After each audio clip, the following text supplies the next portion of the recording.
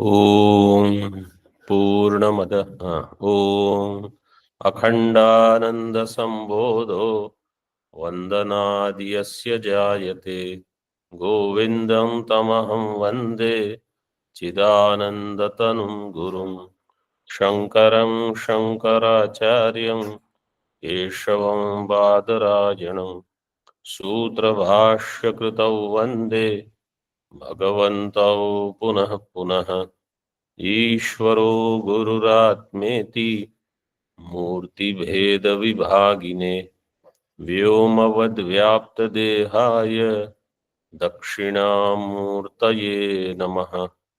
ओम शांति शांति शांति।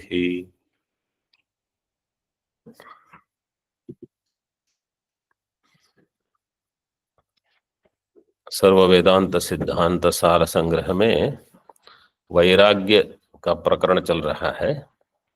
इसमें भगवान भाष्यकार ने वैराग्य के लिए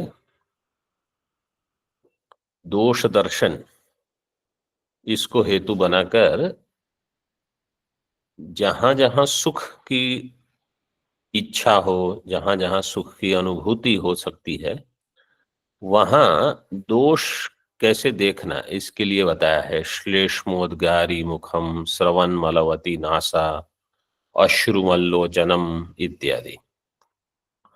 और इसमें हम योग वाशिष्ठ के कुछ श्लोक देख रहे थे। ये स्त्री जुगुप्सा प्रकरण है, वैराग्य प्रकरण के अंतर्गत।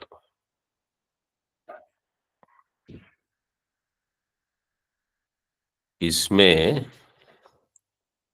योग वाशिष्ठ का जो चतुर्थ श्लोक है उसको देखिए। आपात मात्र रमणेषु सुदुष्तरेषु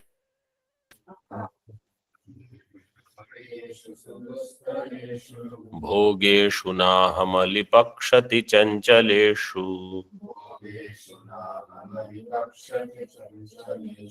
ब्रह्मन् रमे मरण रोग जरादि भीत्या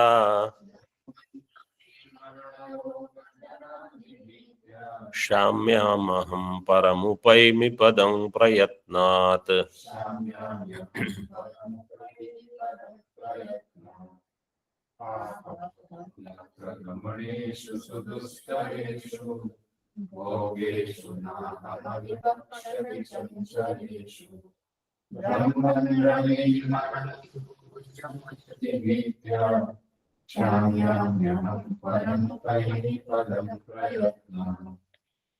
ये अंतिम श्लोक है उस प्रकरण का। साधारणतः वहां ऐसे है कि बाकी सारे श्लोक अनुष्टुप में होंगे, तो जो अंतिम एक या अंतिम दो रहेंगे वो अन्य छंद में रहेंगे, इंद्र व्रजरा, उपेंद्र व्रजा अथवा अन्य।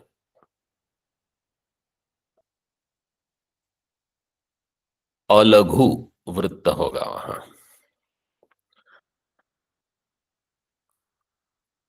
आपात मात्र रमणेषु सुदुष्तरेषु भोगेषु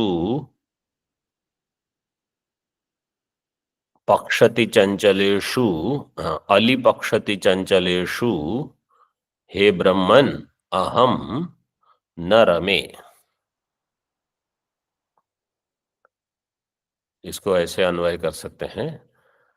हे ब्रह्मन अहम आपात मात्र रमणेषु सुदुस्तरेषु भोगेषु अलिपक्षति चंचलेषु मरण रोग जरादि भीत्या न रमे। ये एक वाक्य हो जाएगा। दूसरा, अहम शाम्यामि प्रयत्नात् परम पदम उपैमि।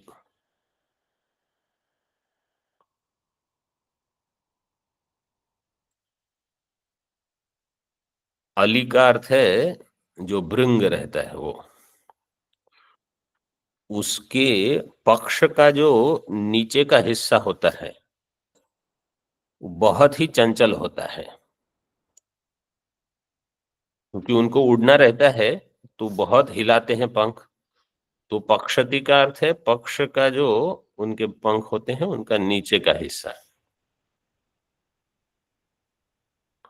अति चंचल जो होता है पक्षती चंचलेषु।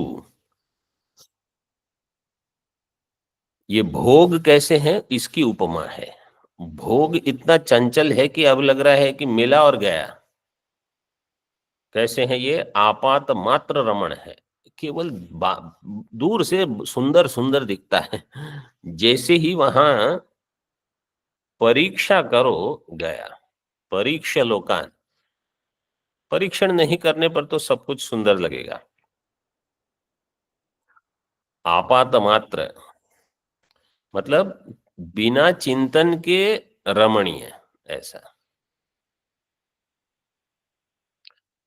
इसमें बहुत सारी अन्य अन्य पुराणों में कहीं कथा होती है, कोई महात्मा लोग भी बताते हैं कि पहले किसी ने किसी को देखा, ओ बहुत सुंदर स्त्री दिख रही है। फिर उसने अपने बाल निकाल दिए, उसके दांत निकाल दिए और पता नहीं क्या क्या। फिर पता चला कि यहाँ क्या, इसके पीछे मैं कैसे जा सकता हूँ ऐसा। मतलब वो आपात रमण का दृष्टांत है। वो सब बाहर बाहर का दिखावा है। सुदुस्तरेषु भोगेशु। तो ऐसे भले लगता हो कि ये बहुत कठिनाई से प्राप्त होगा, लेकिन वास्तव में वहां कुछ नहीं है। दुस्तर मतलब कठिनाई से प्राप्त हो ऐसा। दुस्तरेषु भोगेशु। अहम न रमे, मैं यहाँ रमण नहीं करूंगा। क्यों? मरण रोग जरादि भीत्या। क्योंकि ये सब भय मुझे है। मरण का भय है, रोग का भय है, जरा का भय है। वैराग्य शतकम में भर्तृहरि जी ने कहा, भोगे रोग भयम, कुले च्युति भयम, वित्ते नृपालाद भयम, माने दैन्य भयम। कहीं न कहीं भय आपको रहेगा ही रहेगा। वैराग्यम एवं अभयम, वैराग्य मात्र अभय।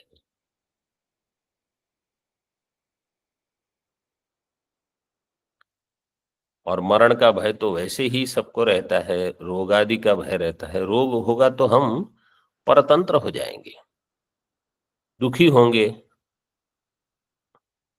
ये भय से मुझे इन सब में नहीं अटकना। मैं तो ब्रह्म प्राप्ति के लिए प्रयत्न करूंगा। वो कहते हैं अहम शाम्यामी, अब मैं शांत होकर, शम क्योंकि अंतिम श्लोक है इस प्रकरण का, तो शाम्यामी मतलब अब मैं शांत होकर परम पदम प्रयत्नात उपैमी। उपैमी वर्तमान काल का प्रयोग है।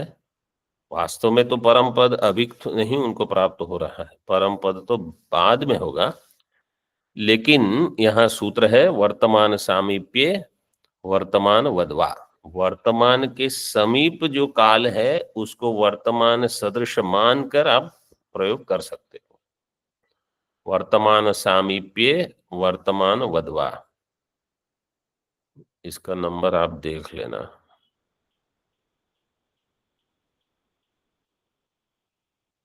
तो इसलिए परम पदम उपैमी, मैं उसको प्राप्त कर रहा हूं ऐसे।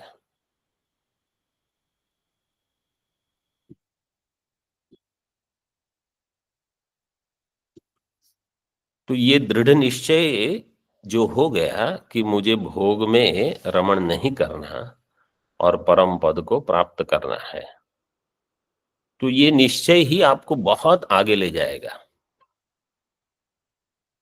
और जितना ये निश्चय का पालन अधिक अधिक होता रहेगा, उतने आप आगे बढ़ते रहोगे।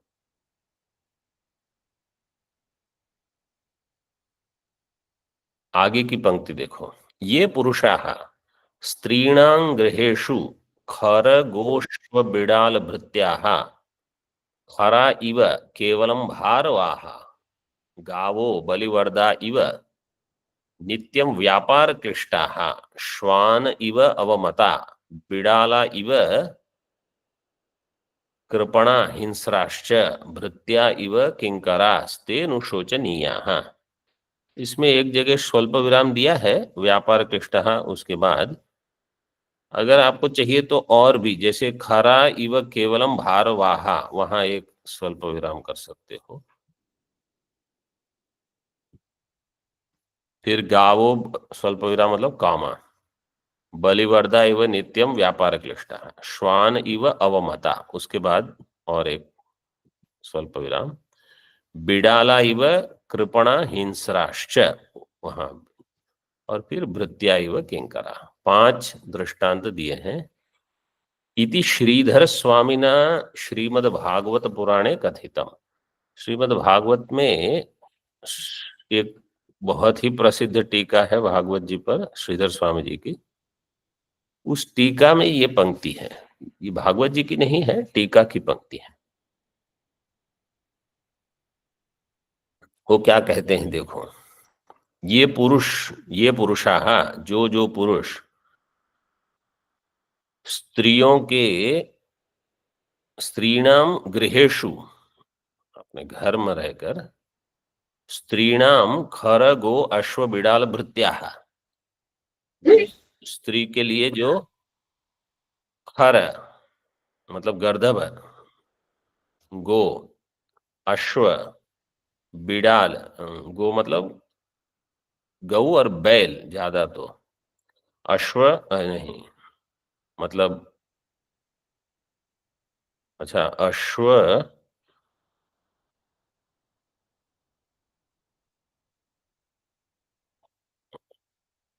इसमें खंडाकार कहीं है कहीं नहीं है, इसलिए टीका में श्वान दिया है। अश्व के वो खंडाकार निकाल दो तो खरगोश्व बिडाल भृत्याः, क्योंकि वहां श्वान इव दिया है टीका में आगे। अश्व से भी अर्थ तो हो ही जाएगा, लेकिन अवमत श्वान के लिए है अधिक। श्वान,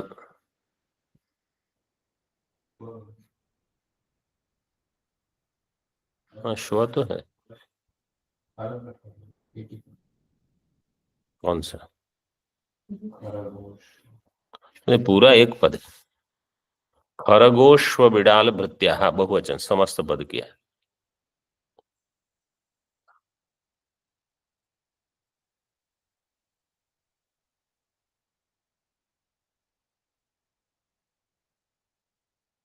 इस पंक्ति को देखना चाहिए था। आगे देखो टीका में, खरा इव, हाँ, बिडाल का अर्थ है बिल्ली, भृत्य का अर्थ है सेवक। खरा इव केवलम भारवाहा, जैसे जो गर्दभ रहते हैं, खर होते हैं, उनको एक ही काम है, इसको यहां से उठा के वहां रखो, ये करो वो करो, तो एक भारवाह का काम। दूसरा, गावो बलिवर्दा इव नित्यम व्यापार क्लिष्टाः, गौ और बलिवर्द मतलब बैल, उनके पास हमेशा कुछ न कुछ काम कराते रहते हैं। नित्यम व्यापार क्लिष्टाः, गर्दभ होगा वो वजन उठाएगा, बैल होगा वो काम करते रहेगा। अब वो तेल निकालना है, अब जमीन को ये करना है, खेत में जाना है, ऐसे। श्वान इव अवमता, जैसे कुत्ते को अपमानित करते रहते हैं, ऐसे ये अपमानित होते हैं स्त्रियों के द्वारा। बिडाल, बिडाला इव कृपणा हिंस्राश्च, कृपण मतलब परतंत्र, दुखी, और हिंस्रा मतलब हिंसक भी हो जाते हैं ये, हिंसा की वृत्ति वाले।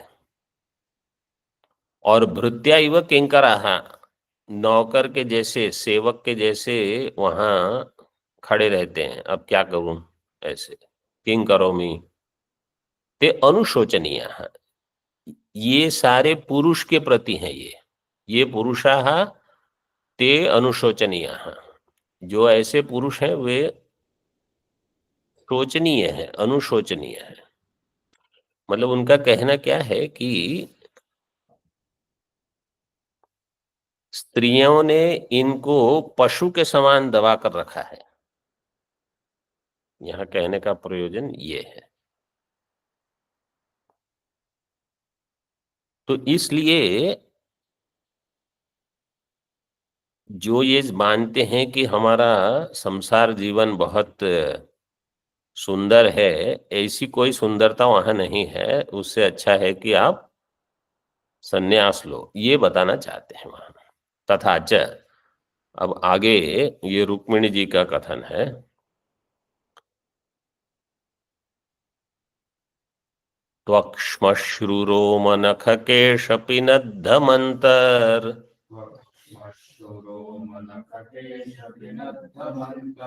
मांसास्थिरक्तकृमिविट्कफपित्तवातम्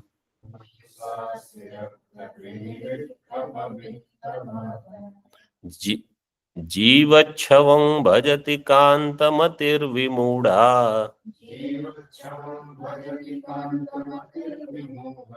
या ते पदाब्जमकरन्दमजिघ्रति स्त्री।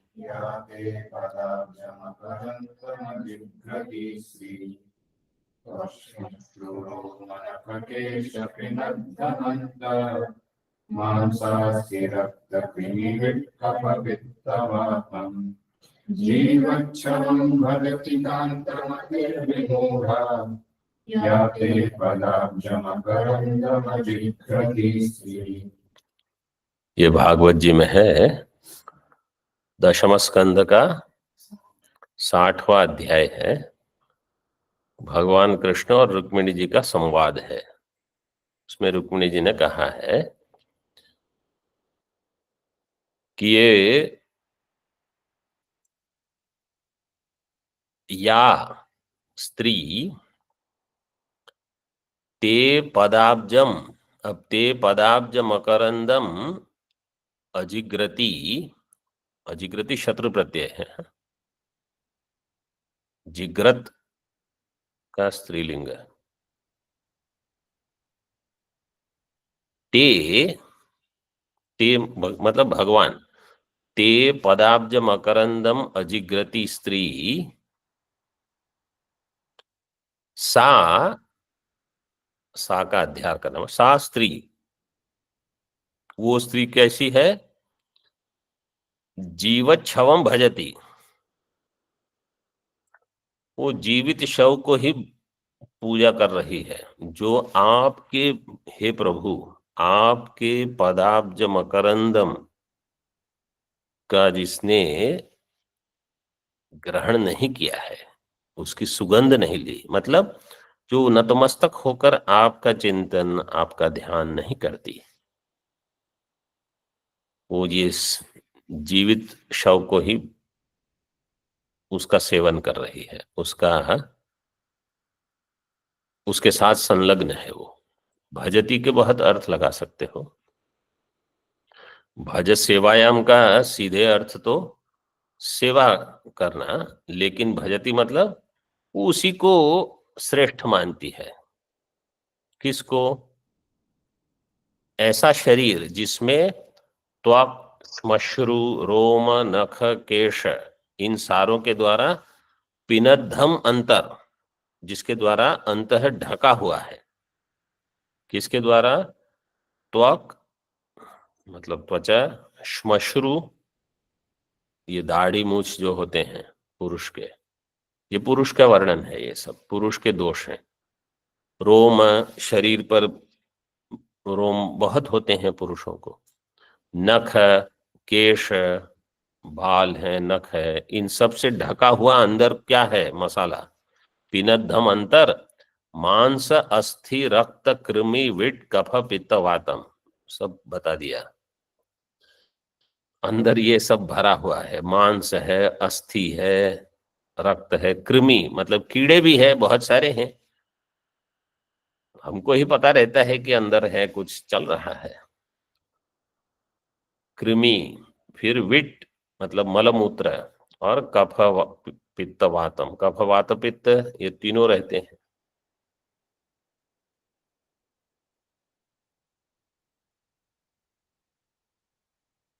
इनको कांतमती ही मानने वाली विमूढ़ा स्त्री जीवच्छवम भजती। कांत मतलब ये मेरा प्रिय है, ऐसी मति वाली स्त्री जीवित शव को ही उसकी उपासना करती है, उसका चिंतन कर रही है। क्यों?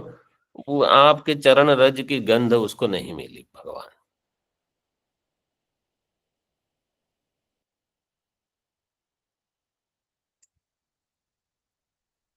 तो मतलब पुरुष के शरीर में भी ये सारे दोष हैं और उनकी बुद्धि में भी यही दोष रहेंगे। जैसे स्त्री की बुद्धि में ये दोष है कि वो ऐसे शरीर में तादात्म्य करके मम बुद्धि करके रहती है।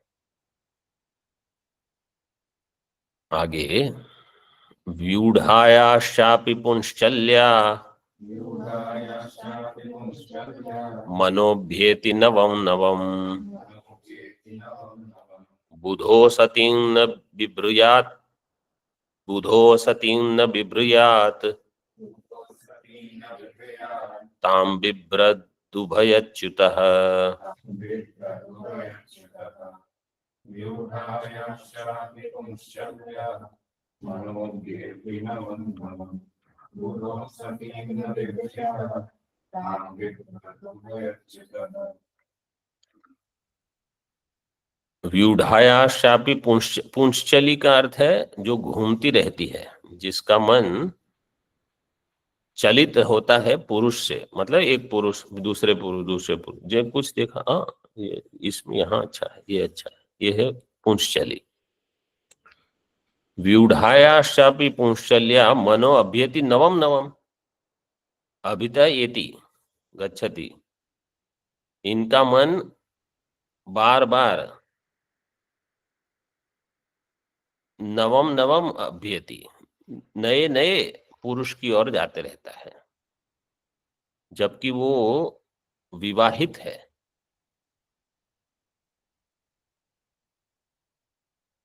जो विवेकी पुरुष है असतीम स्त्रीम न बिभ्रयात, ऐसी स्त्री को उसका भरण पोषण नहीं करना चाहिए।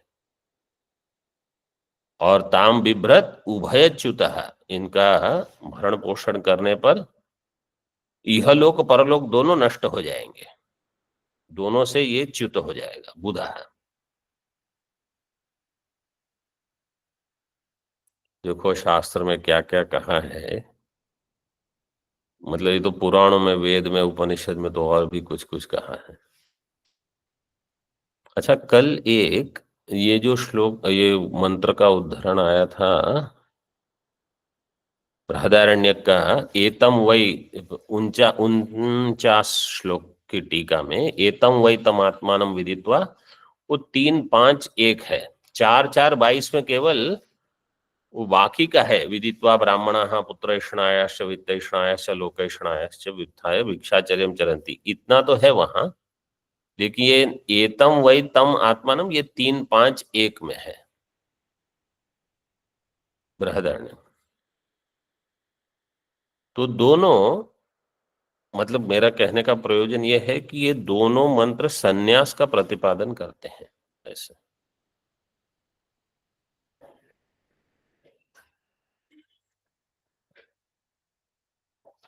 आगे देखिए, एतेन यथा स्त्री शरीरेषु वैराग्यम करणीयम तथैव पुरुष शरीरेषु च,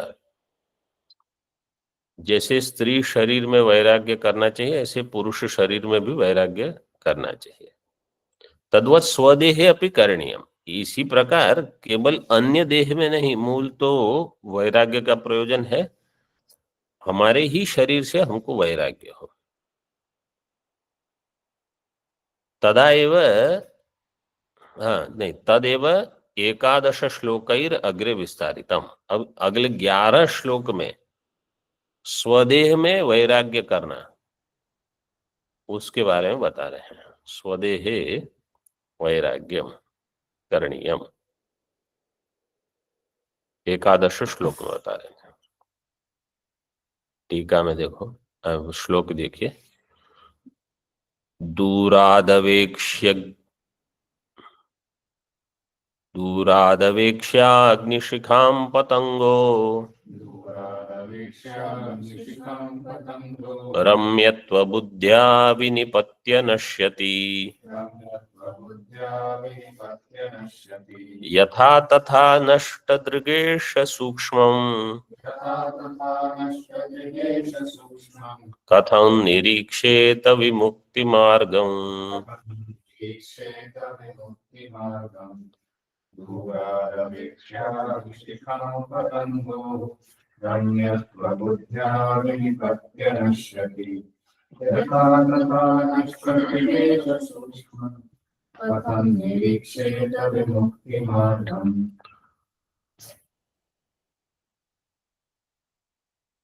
पतंगः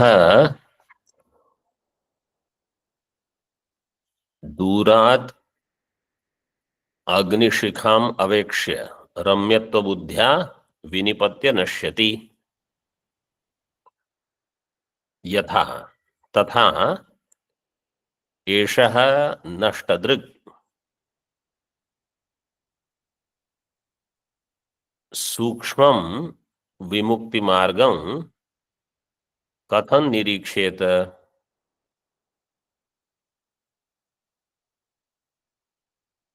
इसका अगले श्लोक में पूर्ण होता है विचार। दोनों साथ में है। वैसे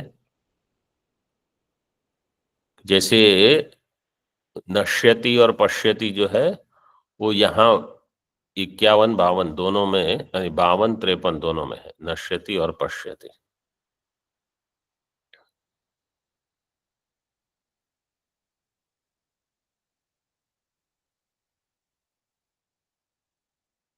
पतंग है मतलब जो पतंगा रहता है वो क्या करते हैं, अग्निशिखाम दूरादवेक्ष्य, दूर से देखता है अग्नि प्रज्वलित, वहां चमक है, रूप है, वो रूप का आकर्षण होने से दूराद अग्निशिखाम अवेक्ष्य उसमें रम्यत्व बुद्धि आती है कि वहां कुछ आनंद आएगा।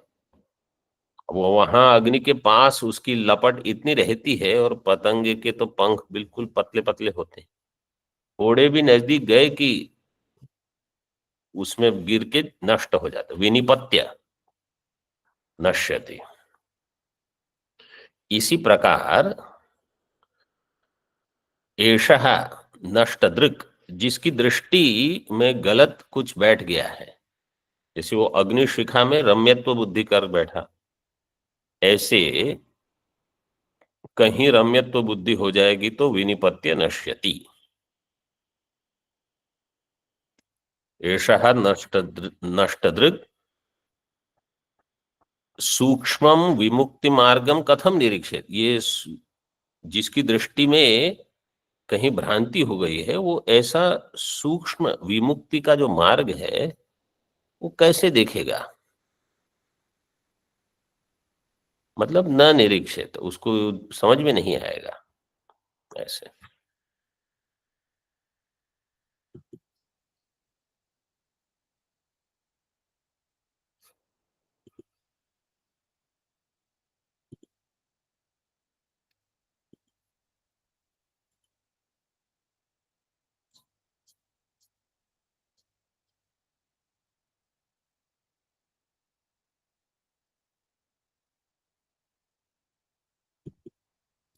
टीका में यथा पतंगो दूराद अग्निशिखाम अवेक्ष्य दृष्ट्वा तस्यां रम्यत्व बुद्ध्या विनिपत्य नश्यति।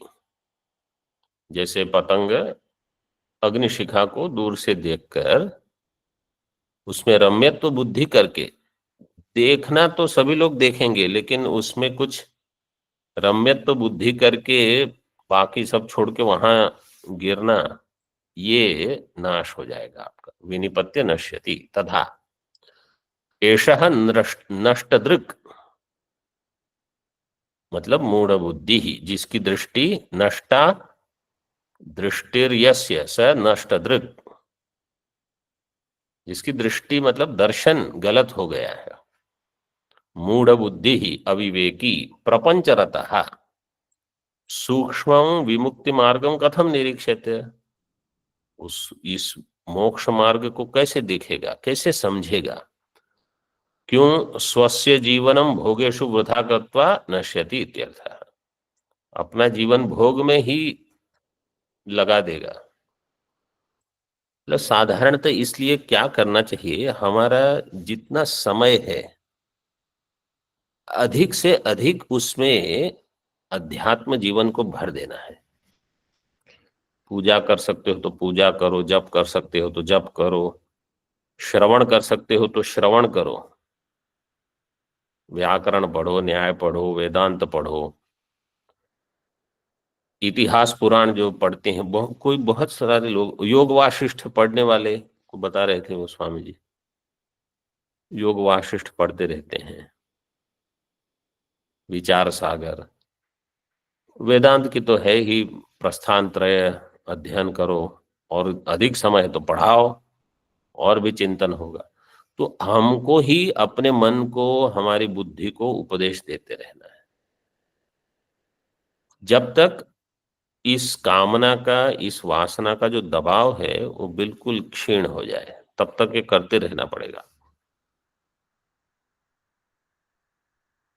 फिर कोई इच्छा नहीं होगी। वयसी गते कह काम विकार, बस फिर आप अधिक निश्चिंत होकर अध्ययन कर सकते हो। तब तक सतर्क रहना पड़ेगा आपको। आगे, कामेन कांताम परिगृह्य तद्वत् कामेन कान्तां परिगृह्य तद्वत् जनोप्ययं नश्यति नष्टबुद्धिः जनोऽप्ययं नश्यति नष्टबुद्धिः मांसास्थिमज्जामलमूत्रपात्रम् मांसास्ति मज्जामलमूत्रपात्रम् स्त्रियं स्वयं रम्यत एव पश्यति। श्रियं स्वयं रम्यत एव पश्यति कामेन कान्तां परिगृह्य तद्वत् जनोऽप्ययं नश्यति नष्टबुद्धिः मांसास्ति मज्जामलमूत्रपात्रम् श्रियं स्वयं रम्यत एव पश्यति अयम नष्ट बुद्धि ही तद्वत, क्योंकि पूर्व में दृष्टांत को लेकर ये तद्वत है। यहाँ तद्वत अयम जनो अपि नष्ट बुद्धि ही कामेन कांताम परिगृह्य नश्यति तस्मात् मांसास्थि मज्जा मलमूत्र पात्रम स्त्रियम स्वयं रम्यत एव पश्यति तस्मात्। तो नश्यति पश्यति जैसे पूर्व में है वैसे ही, क्योंकि दृष्टांत में देखो अवेक्ष्य और नश्यति ऐसा दिया है ना, दूराद अवेक्ष्य और नश्यति 52 श्लोक में पूर्वार्ध में। तो इसी प्रकार यहाँ पश्यति तस्मात् नश्यति, ऐसे कामना से जो जन, जो मनुष्य नष्ट बुद्धि ही, जिसकी बुद्धि नष्ट हो गई है,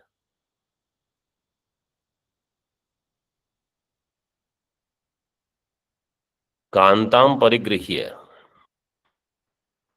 कांता मतलब अपनी स्त्री, स्त्री को मन से ग्रहण कर कर उसी का चिंतन रमण जो करते रहता है, स्त्री कैसी है? मांस अस्थि मज्जा मल मूत्र पात्र। स्त्री मतलब स्त्री पुरुष सभी के शरीर में यही भरा हुआ है, वो पहले भी बता चुके हैं, फिर से बता रहे हैं।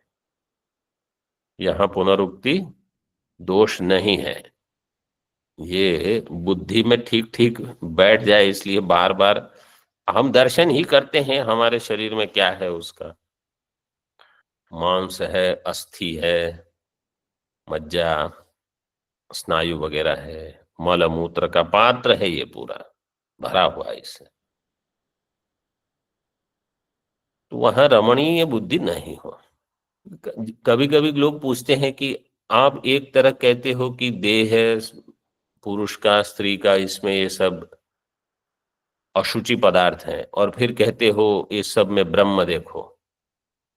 तो क्या करना, तो क्या करना का अर्थ है कि ये देह जो है उससे एक बार वैराग्य हो, फिर ब्रह्म ज्ञान के लिए आप प्रयास करो, ब्रह्म ज्ञान हो जाए। इसके पश्चात आपको देह है उसमें शोभन बुद्धि नहीं रहेगी। ब्रह्म बुद्धि मतलब उसका अधिष्ठान है, वो आप देखोगे।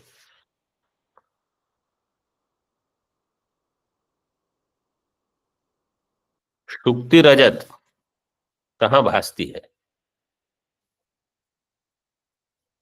शुक्ति अवच्छिन्न चैतन्य में वो रजत भास रहा है, लेकिन जब तक वहां चैतन्य पर दृष्टि नहीं जा रही है तो आप क्या कहोगे? वो शुक्ति में है। तो जब तक चैतन्य दृष्टि नहीं बनी, जब तक ब्रह्म दृष्टि नहीं बनी, तब तक तो वहीं आपको उसी में मन लगा के रखना है। जब ब्रह्म दृष्टि हो जाए तो फिर तो यहां पर भी जब तक ब्रह्म दृष्टि न हो तब तक वैराग्य, सबसे सब कुछ छोड़ना है। फिर आपको समझना है कि इन सब का अधिष्ठान मैं ही। जैसे आज महाकुंभ का प्रारंभ हुआ है। महाकुंभ कहाँ हो रहा है?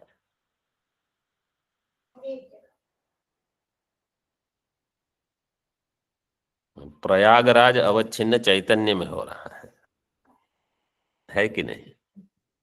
हमारे इसमें तो सभी जगह कहीं ना कहीं अवच्छिन्न चैतन्य ही है। हर देश अवच्छिन्न चैतन्य, हर काल। तो कहाँ है महाकुंभ? प्रयागराज अवच्छिन्न चैतन्य में।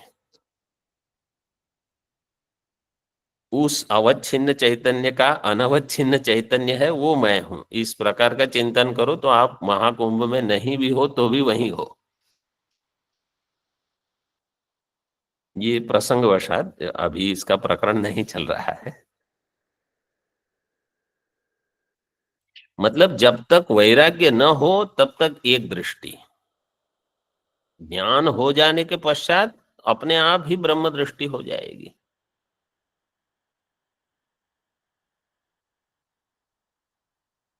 मांस अस्थि मज्जा मल मूत्र पात्रम स्त्रियम स्वयं रम्यतयैव पश्यति। वो रम्यतया उसको देखता है। टीका में देखो, तद्वद अयन जनोपि नष्ट बुद्धि ही पुरुषः स्त्री चित्तः कामेन कांतां परिगृह्य मनसापि शोभन बुद्ध्या निगृह्य पश्यति। अयन जनोपि, ये कैसा है? नष्ट बुद्धि ही, जिसकी बुद्धि नष्टा बुद्धिर्यस्य स नष्ट बुद्धि ही। नष्ट मतलब बुद्धि का नाश तो नहीं होगा। बुद्धि का नाश होना मतलब, जैसे गीता में कहा बुद्धि नाशात प्रणश्यति, तो यहाँ नष्ट बुद्धि ही नष्ट, हाँ, मतलब विवेक नहीं होने के कारण परम पुरुषार्थ के प्रति आप प्रयत्न नहीं कर पाओगे। मुख्य ये है, परम पुरुषार्थ से वंचित हो जाना। नाश होना मतलब ये है, बुद्धि का नाश कहो चाहे उस पुरुष का नाश, मतलब ये हो गया क्या? आप मोक्ष के लिए अब प्रयत्न करने में असमर्थ हो गए, पूरे दिन वो कुछ और ही चिंतन कर रहे हो। मोक्ष के लिए जितना आप समय शक्ति दे सकते हो वो कम हो गए। कितने? बहुत कम हो जाएगा। अगर ध्यान कहीं अन्य लगा रहा तो ये परिस्थिति होती है। तो समझो मेरा 60% समय में दिन का वहां दे सकता हूं, तो अब कम हो गया, 10, 12, 15% ही दे सकूंगा ऐसा। फिर ये कभी याद नहीं आएगा कि ये घट कहाँ है, बोले ये अवच्छिन्न चैतन्य में है। वो घट कहाँ है, बोले यहाँ है। अत्र, बस वही विचार समाप्त हो जाएगा। क्यों? क्योंकि आपको चिंतन का सामर्थ्य बहुत कम है। तो जब पाठ चलता है तभी सुन लिया, पाठ पूरा हो गया, वो चला गया विचार, वो बना नहीं रहता। सामान्य साधक और उच्च साधक में यही भेद होगा। सामान्य साधक को जो बताया गया उस समय तो समझ में आ जाता है, जैसे ही पुस्तक बंद हुई कि वो विचार भी बंद हो जाएगा। तो हमारा चिंतन बना रहे, तब मैं कौन हूं, तो कम से कम प्रमाता अवच्छिन्न चैतन्य, तो क्या देख रहा हूं, प्रमेय अवच्छिन्न चैतन्य। ये बुद्धि अगर बनती रही, आपकी बुद्धि से चैतन्य जाएगा नहीं कहीं, बुद्धि वहीं लगी रहेगी। तो इसलिए ये जो वेदांत के कुछ कुछ महत्वपूर्ण विचार है अथवा कुछ श्लोक हैं, कुछ लक्षण है, वो बुद्धि में हमेशा चलते रहे। कोई कारिका है मांडुक्य की, जो आपको लगता है कि इस पर चिंतन अधिक हो। दृष्टि सृष्टिवाद है एक, बहुत सारी चीज, बहुत भोजन दिया है महात्माओं ने हमको। दो चार चीज को लेकर अगर हम चिंतन बनाए रखेंगे, मन और कहीं जा ही नहीं सकता। मतलब आपको व्यवहार तो करना पड़ेगा, आप यहाँ जाओगे वहां जाओगे कुछ करोगे, लेकिन मन फिर भी उसी चिंतन में रहेगा।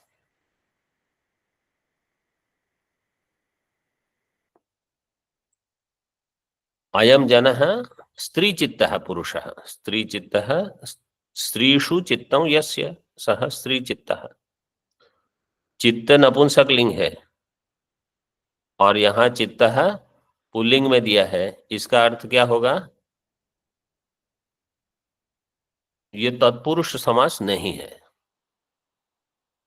क्योंकि तत्पुरुष समास उत्तर पद प्रधान होता है और उसका जो लिंग रहता है वो उत्तर पद के सदृश होगा। ये बहुव्रीहि ही हो सकता है। इस प्रकार से देखते रहना चाहिए शास्त्र। स्त्री चित्तः कामेन कांतां परिगृह्य मनसापि शोभन बुद्ध्या निगृह्य नश्यति। मन से ही उसका चिंतन करते रहने से शोभन बुद्धि के कारण नष्ट हो जाता है। आचार्य पर्वरैरुक्तम दोषेण तीव्रो विषयः कृष्ण कृष्ण सर्प विषादपि विषं निहन्ति भोक्तारं द्रष्टारं चक्षुषाप्ययम् दोषेण तीव्रो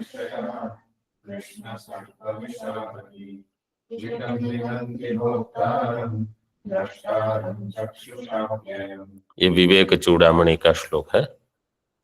दोषेण तीव्र विषय है, दोष से भी तीव्र होता है, दोष के कारण, दोषेण मतलब दोष के कारण, विषय है कृष्ण सर्प विषादपि तीव्र है। कृष्ण सर्प विष, विषाद पंचमी, काला जो सर्प होता है उसका जहर बहुत अधिक होता है, मतलब तुरंत मृत्यु कर सकता है। यहाँ कहा विषय उससे भी दोष में तीव्र है। क्यों? विषम निहंति भोक्तारम द्रष्टारम चक्षुषाप्ययम। विषम भोक्तारम निहंति, विष तो जो भोग करेगा उसका नाश करेगा। ये अयम चक्षुषा द्रष्टारम अपि निहंति, वो जो देख के ही उसकी बुद्धि भ्रमित हो जाएगी। ऐसे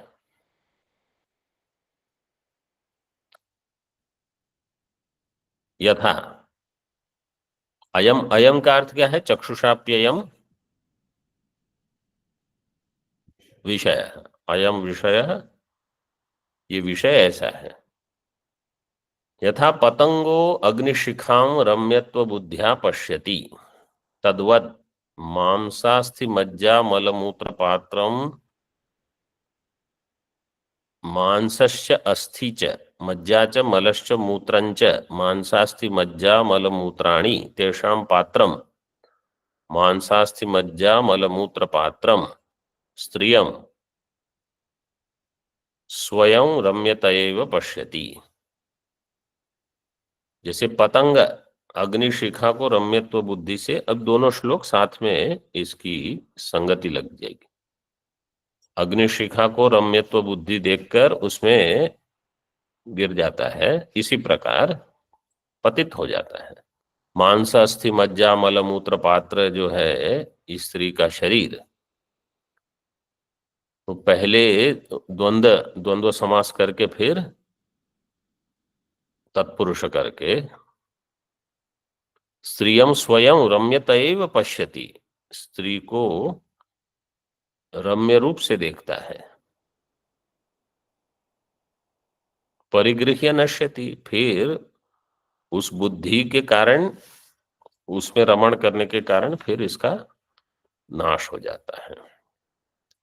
तद्वत् स्त्रियोपि मांसास्थि मज्जा मलमूत्र पात्रम पुरुषम रम्येतयैव परिगृह्य नश्यन्ति। इसी प्रकार स्त्रियां भी पुरुष जिसका शरीर मांस अस्थि मज्जा मलमूत्र का पात्र है उसको देखकर, उसको रम्यतया देखकर पुरुष भी स्त्रियां भी नष्ट हो जाती है। नश्यन्ति बहुवचन में दिया है।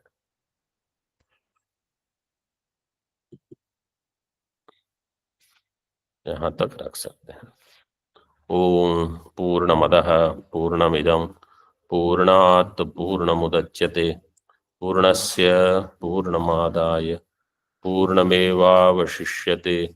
ओम शांति शांति शांति। शंकरं शंकराचार्यं केशवं बादरायणं सूत्रभाष्यकृतौ वन्दे भगवन्तौ पुनः पुनः। ईश्वरो गुरुरात्मेति मूर्तिभेद विभागिने व्योमवद्व्याप्तदेहाय दक्षिणामूर्तये नमः। ओम शांति शांति शांति।